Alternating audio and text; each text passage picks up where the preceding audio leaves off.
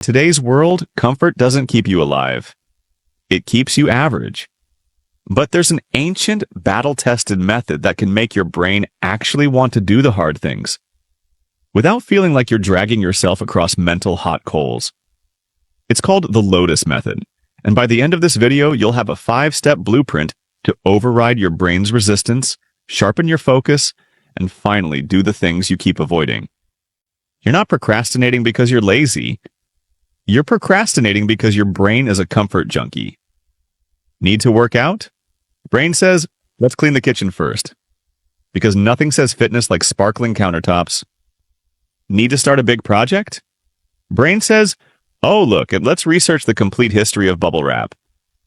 Need to study? Brain says, you know what would help? Just one episode on Netflix for inspiration.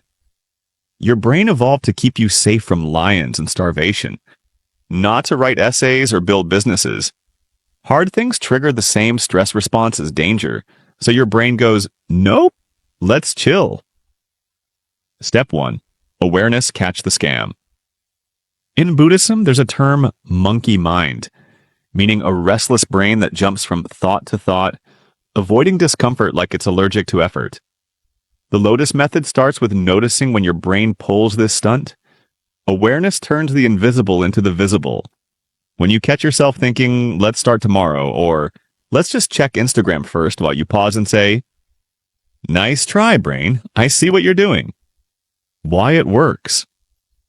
Neuroscience shows naming your mental patterns, this is avoidance, activates the prefrontal cortex, the logical decision-making part of your brain, and takes power away from the emotional, reactive part. Without this awareness, you're basically trying to play chess blindfolded against a grandmaster who cheats. Step 2. Flow with it, not fight it. Most people try to force their way through resistance like they're pushing a car uphill with square wheels. That works for 2 minutes. Then you burn out.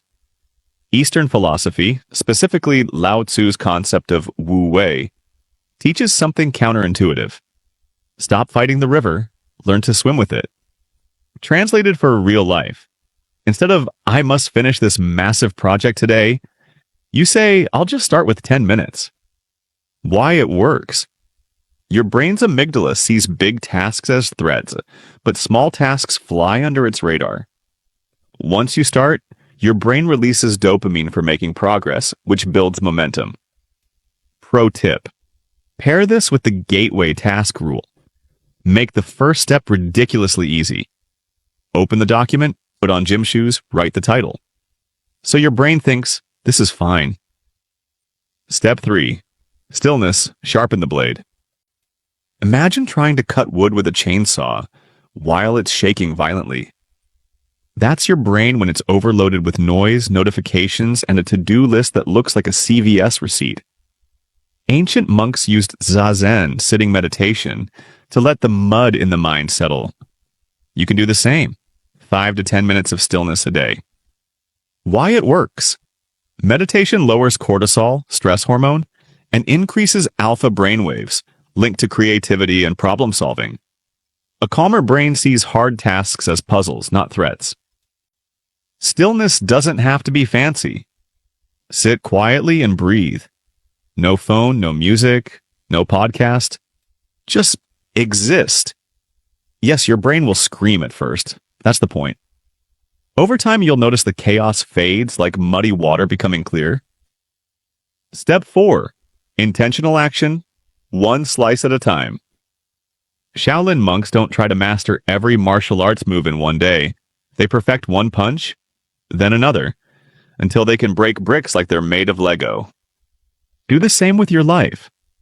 Pick one high-impact task per day. Give it your undivided attention for a set time, 25 to 50 minutes. No tab switching, no just checking messages.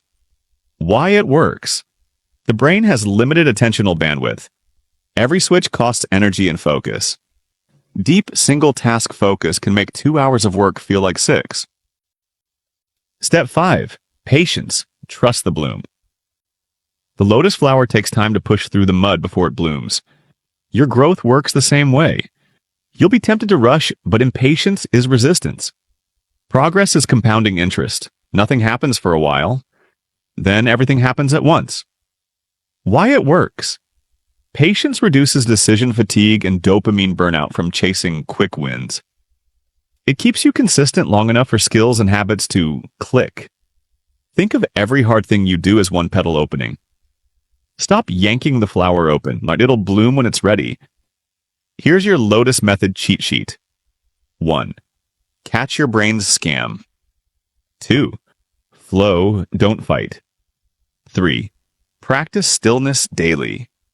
4. Focus on one slice at a time. 5. Be patient with the bloom. Do this, and hard things stop feeling like torture. They become proof you're leveling up. Your brain will resist at first, but give it time, and it'll start working for you, not against you. So, what's the one hard thing you'll tackle today? Drop it in the comments.